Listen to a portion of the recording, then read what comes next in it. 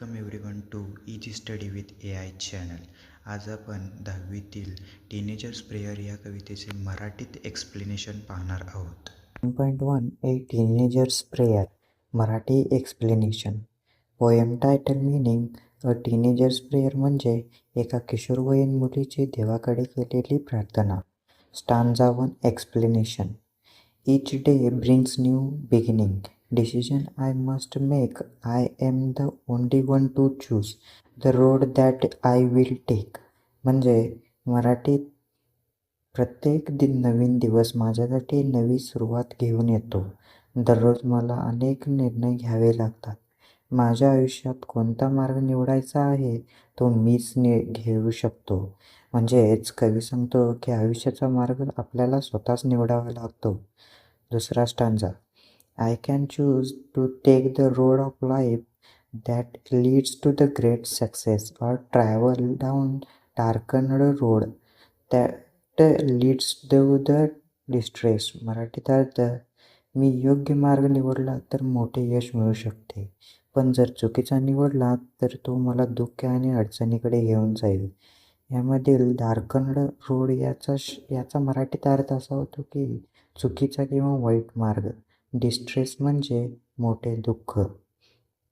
Stanza 3. Please open up my eyes dear lord that I might clearly see. Help me stand for what is right. Bring out the best in मी.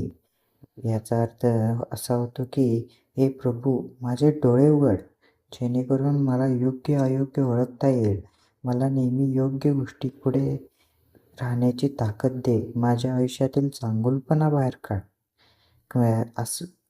कवी असं म्हणतो की कवी देवाकडे योग्य निर्णय घेण्यासाठी मार्गदर्शन मागत आहे. Stanza 4. Help lord to just say no when temptation comes my way. म्हणजे देवा मला नाही म्हणायची शक्ती दे जेव्हा माझ्यासमोर माझी लालच, बुरी वासना, भावना समोर येईल. That I might keep my body clean and fit for life each other. हे तेव्हा जेव्हा वाईट गोष्टींचा मोह येईल तेव्हा मला नाही म्हणण्याची ताकद दे. माझे शरीर शुद्ध आणि स्वच्छ निरोगी राहण्यासाठी मला शक्ती दे. यातील टेम्पटेशन या शब्दाचा अर्थ वाईट गोष्टी करण्याचा मोह, जे आपल्याला नाही करायचं आहे. Stanza 5 explanation. When my teenagers years are over. म्हणजे माझी वयाची 18 वर्ष पूर्ण होतात.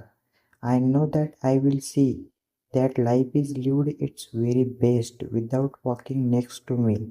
म्हणजे मला असं पाहायचं आहे की मी माझे आयुष्य अतिशय चांगलं जगले आहे. तुझ्या मार्गदर्शनाखाली अतिशय बेस्ट जगलेलं आहे. जेव्हा माझे किशोरवयीन संपेल तेव्हा मला असं जाणवेल तुझ्या मार्गदर्शनाखाली मी माझे आयुष्य सर्वोत्तम जगलो आहे. यातून असं म्हणायचं आहे की देवाबरोबर योग्य मार्गाने चालल्यास आयुष्य चांगलेच घडते. याची सेंट्रल आयडिया किंवा मेसेज ऑफ पोएम अशी आहे की किशोरवयात अनेक निर्णय घ्यावे लागतात, पण ते आपल्याला विचार करून घ्यावे. वाईट गोष्टीपासून दूर राहावे आणि देवाकडून मार्गदर्शन घ्यावे, आई-वडिलांकडून मार्गदर्शन घ्यावे. एक्झाम पॉईंट ऑफ व्ह्यूनं ही पोएम खूप महत्त्वाची आहे. यातून आपल्याला शिकायला मिळते की राईट डिसिजन घ्यावे, moral values, self control, good life. धन्यवाद. ह्या चॅनलला सबस्क्राईब करा अशाच नवीन व्हिडिओ पाहण्यासाठी.